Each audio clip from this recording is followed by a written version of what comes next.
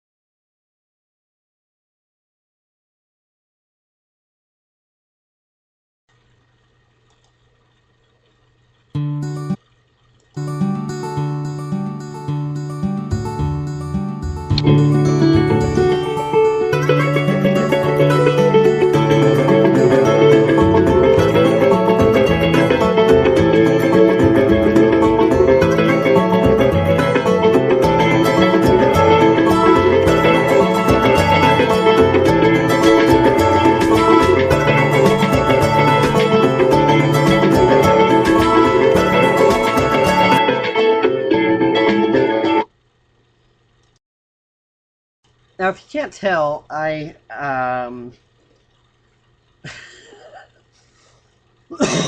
as great as that was at the time being, I didn't really think it fit my show.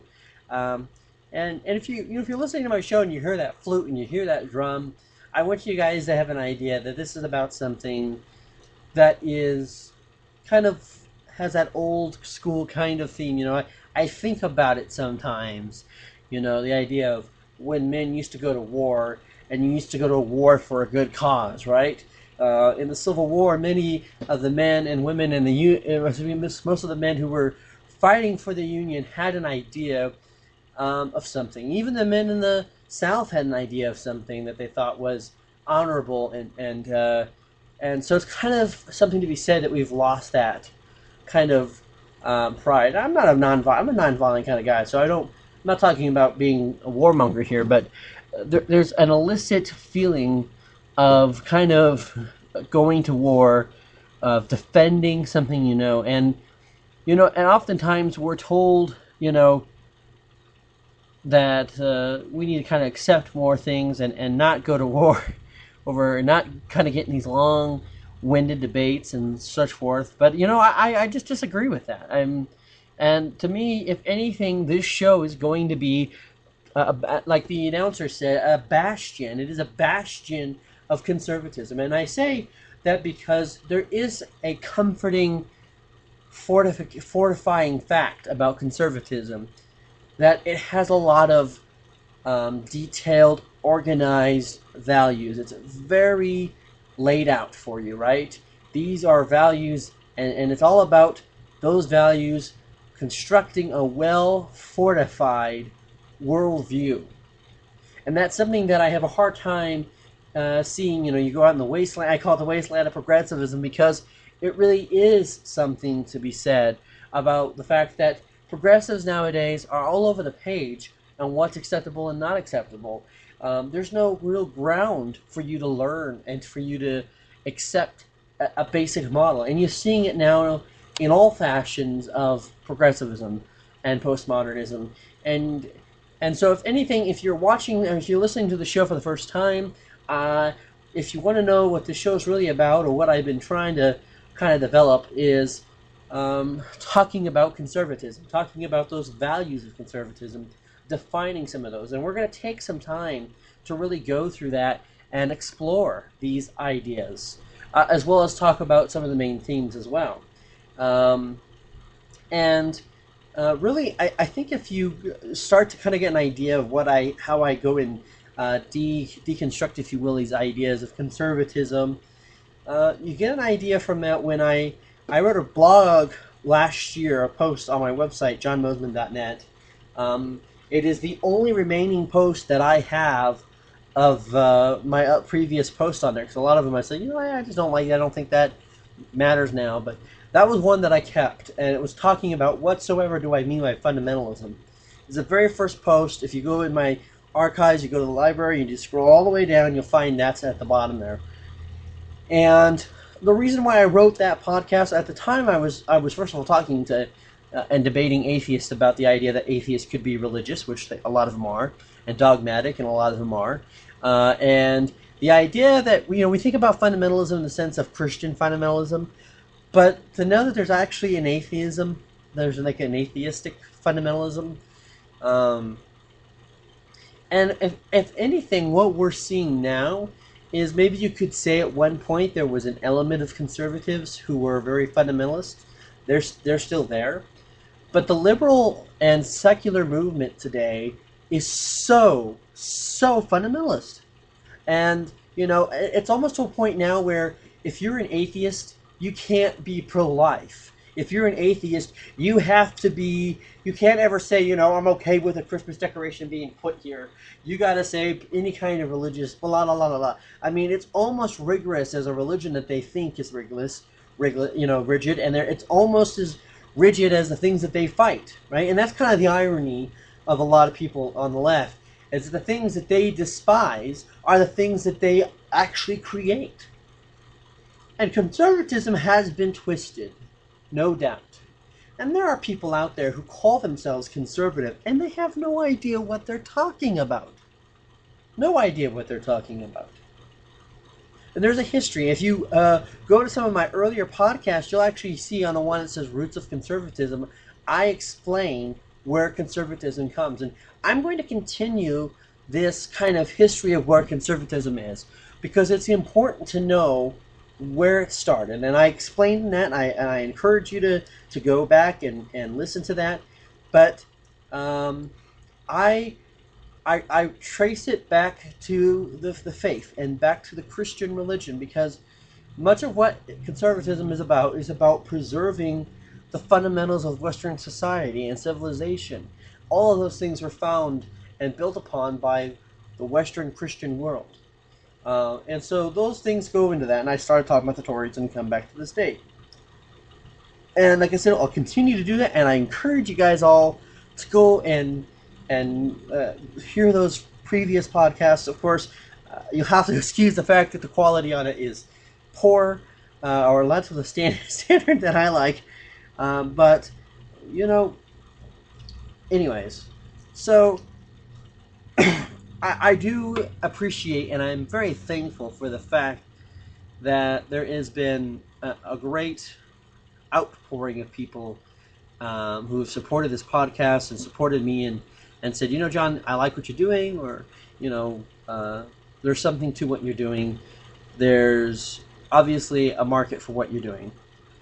And, I really want to do it because I like to talk about these things. And I think so much now in politics, especially if you listen to talk radio, there's very few people on the conservative talk radio that understand the basic forms of conservatism and understand the historic realities of it. One of them would probably be the closest person on talk radio right now for that would probably be Mark Levin, just because he's a constitutional lawyer, and he was the speechwriter for Reagan, so he knows a lot of that stuff. And if you ever listen to his show, he's always talking about Tocqueville. He's always talking about some of these fundamental writings that helped kind of inspire the spirit of what the American dream was all about. But in my other podcast, I do say that conservatism ultimately is about defending social values, defending freedom, and also promoting a sense of the self, having a higher understanding that you as a person can achieve a lot of different things. And I think that's one of the reasons why it's kind of hard for conservatives out there when they're talking to people who are suffering, who need welfare. And I think that there is a place for that. I do. In fact, I'm one of the most pro-welfare conservatives you'll ever meet. And I do believe in helping people. In fact, I am a conservative who has some moral issues with capitalism. And we'll go into that as well. But my issues with capitalism are not as bad as you might think. But the thing of it is the idea that a lot of conservatives have is understanding, that someone have worth in themselves. And when you look at liberals today, they seem to really take away self-worth, right? There's no responsibility. There's no accountability for people and their actions. When you look at the Baltimore riots that happened, it was like, well, let them just behave like a bunch of children. Let them behave as a bunch of hooligans, because that's what they need to do. They don't know any better. Well, not only was that a very racist thing for them to do, even though it was coming from black leaders in Baltimore, but it's this idea that people who have a grievance need to act like a bunch of sour children, and not take accountability. That even though you may think something's wrong, it doesn't give you the right to destroy other people's property. And of course, liberals have been for a long time destroying the idea of personal property in this country, and destroying the idea of that. And it's kind of interesting because at the same time they try to have this kind of ownership of the female body when it comes to abortion. But that's another issue. But if you want to know what this show is really about, this podcast, it's really about talking about those ideas. It's really about talking about the things that matter the most. And conservatism is a wide variety of things and will take a lot of time. And in between, I may talk about some personal things. I may talk about things like what I also podcasted, I released today, about Chris Carter. And I kind of just wanted to get up there and get that said because I hadn't talked about it, and I felt it was relevant to talk about the Chris Carter situation. And I know it seems right now that I got a lot of podcasts going out, that I'm doing them every other day or something like that. And I kind of am. But to be honest with you, I'm doing things and trying to develop as I go. So that's part of the reason why these podcasts have been a little faster out the gate. You're not going to see that here now. They're going to get a little slower because now I'm starting to get an idea of what I want, and so hopefully you'll get to see from this point on a completely different podcast. I'm also going to take a moment and tell you about my other podcast, Tales from the Stone Table, and there we'll talk about myth and the idea of that. And I've mentioned that in a previous episode here, which I also extended to my Stone Table podcast. Those will come very, very, very, very, very, very once in a while because they're not something that I can just, it's going to be like a 15-minute here talking about this or talking about that, and it's going to be a slow-going process. But I wanted to offer something because I did want to also, on top of, in this podcast, which we'll talk about politics, we'll talk about conservatism, and we'll talk about the ideas of conservatism, and we'll talk about the themes of conservatism. We'll talk about why conservatism is great. We'll talk about some of the problems conservatism has and conservatives today. But also we'll talk about the topics of the day here. But we're going to talk about the myths, and we're going to talk about the ideas of the Stone Table. And if you want to know what the Stone Table references, it actually references C.S. Lewis's Chronicles of Narnia, The Lion, the Witch, and the Wardrobe, where Aslan the lion is sacrificed on the stone table. And at first I thought of calling it Beyond. In fact, my website for my blog is called Beyond the Stone Table. In fact, let me clear that up for you guys as well. I've got two sites you want to go to. There's johnmosman.net and there's beyondthestonetable.com. Beyond the Stone Table is a blog that I'm working on as a side project. It's mostly to deal with religious stuff. And I realize that a lot of people who may listen to this podcast or may go to my website may not just want a religious thing. They may just want, all kinds of different things, whether it be my ideas on certain movies, whether it be yada, yada, yada. So that's really dedicated to something that I've been passionate about, which is talking about religion and talking about the greater themes of religion that we find in stuff like myths. And looking at people like Tolkien and Lewis, who were huge in taking the Christian story and putting it into fiction. And I'll talk more about that in that podcast.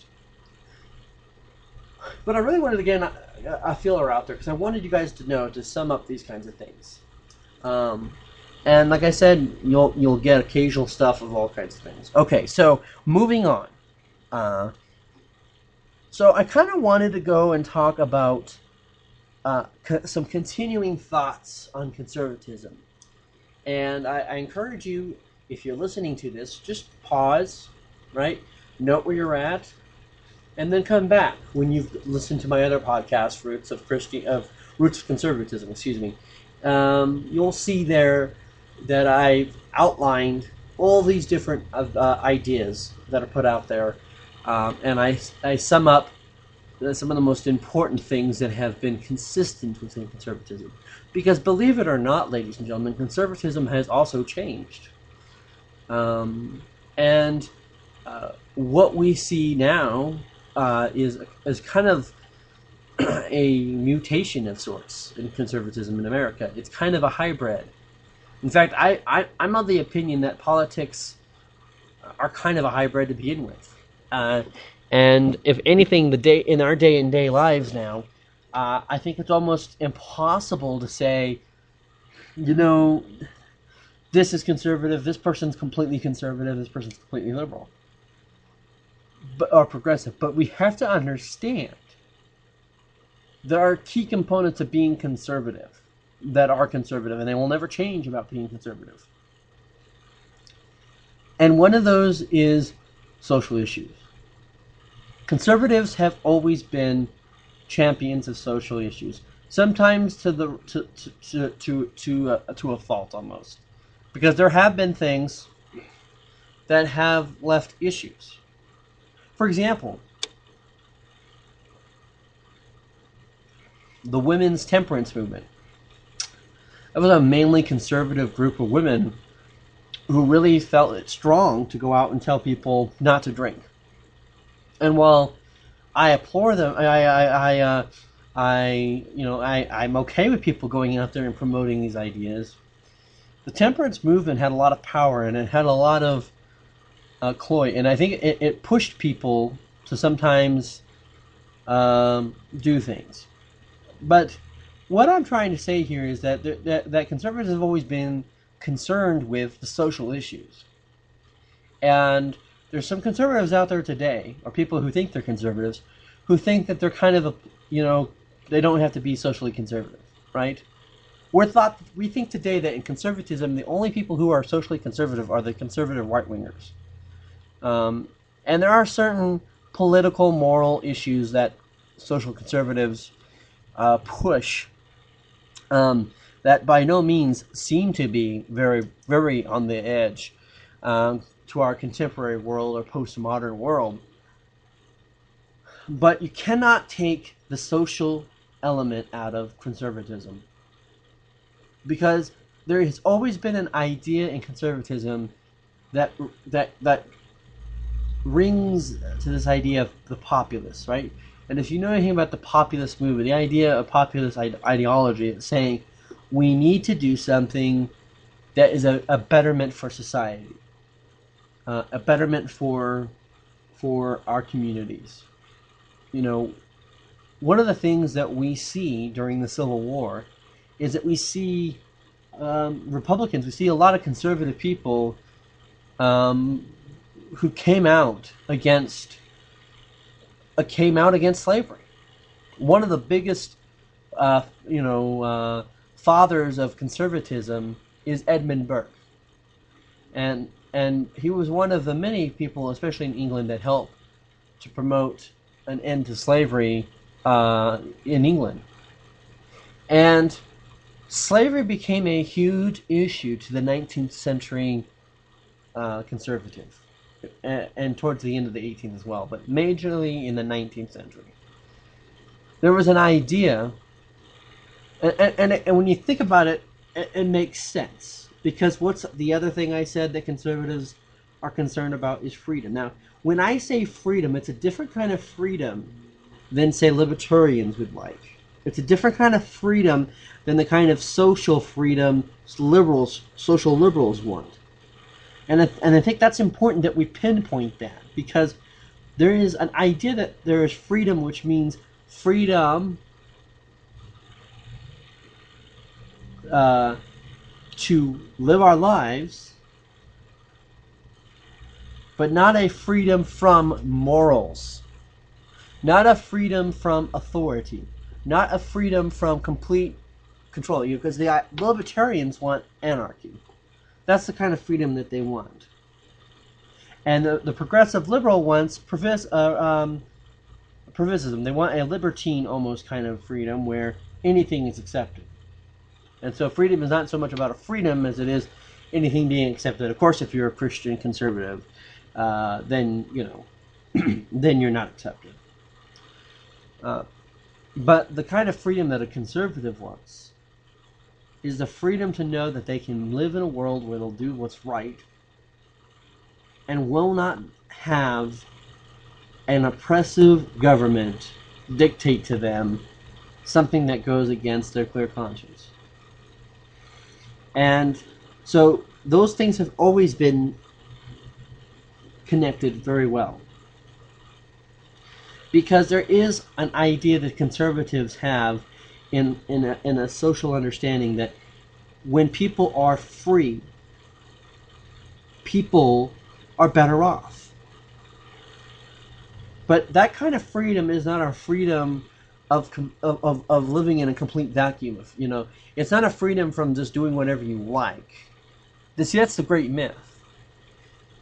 It's a freedom of knowing that you'll make the choice because you have the ability to make the choice. Then it is a freedom to not even have a choice, or not even to have someone say you have to make that kind of choice. And I think that matters when you're talking about conservatism and you're talking about the kind of conservative freedom. It's also, in a roundabout way, the same kind of distinction that we have to make when it comes to a constitutional republic, representational government, versus a democracy. And there's a difference in the freedom in those things as well.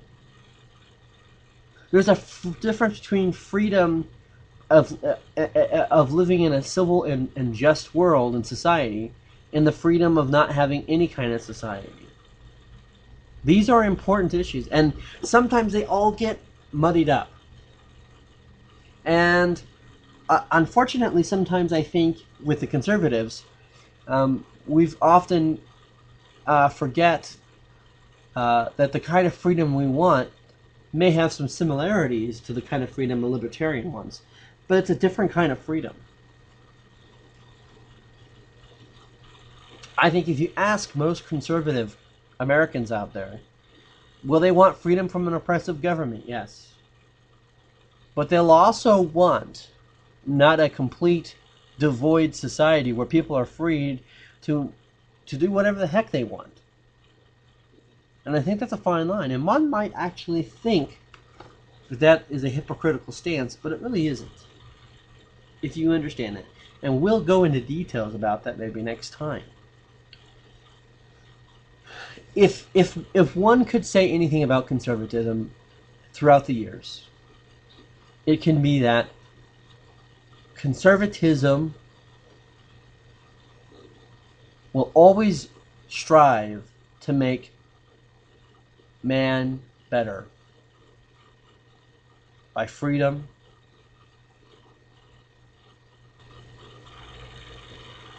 but also by good laws and good representation. And we have to realize that there is a freedom, there is a dignity of having fair laws, of having due process, and not just having mob rule.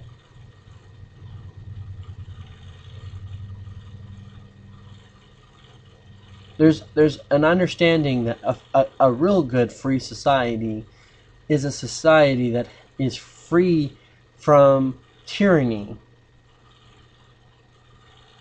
but not free of the institutions that establish society, and not a freedom to change those institutions or a freedom to mutilate them.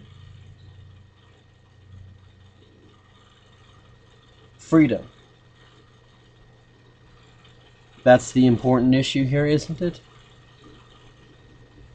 That's what everyone talks about a lot of time, is freedom. Freedom to do what they want. Freedom to live a good life.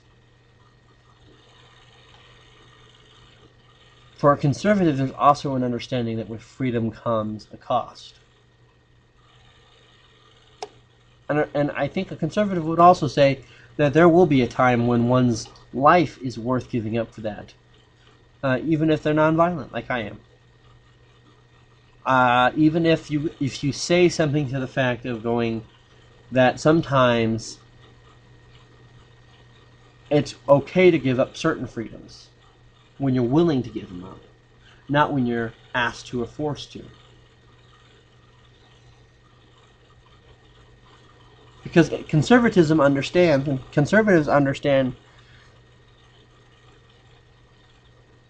that being forced to do something isn't freedom.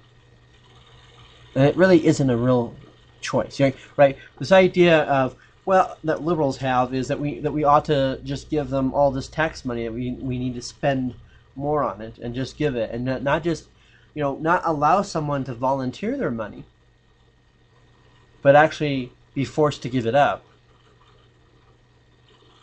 That there's a problem with that. And if we were to really take a look at the story, and I would say if you wanted to really get an idea of the difference between conservatism and progressivism, is that for the conservative, the ends do not justify the means.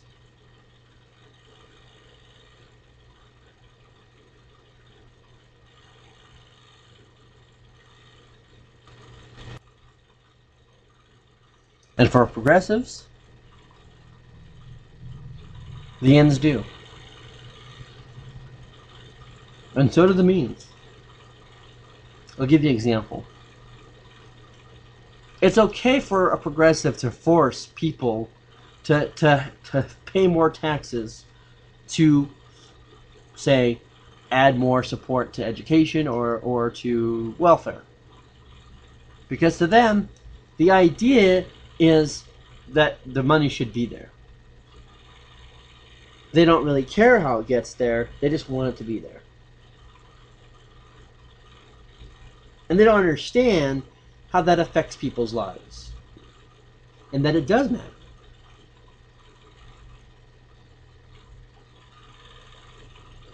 You shouldn't want to force people to do things just because you want it to.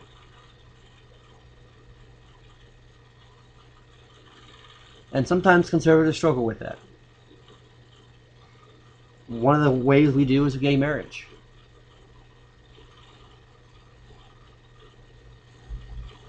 And forcing DOMA. And I have always been openly, as a conservative, saying DOMA, or the Defense of Marriage Act, is not a very conservative thing. Perhaps some of its ideals are, and the ends of it is, but not its means. Not by what it does. And finally, if I was to say, if you really want a great reduction of things, a conservative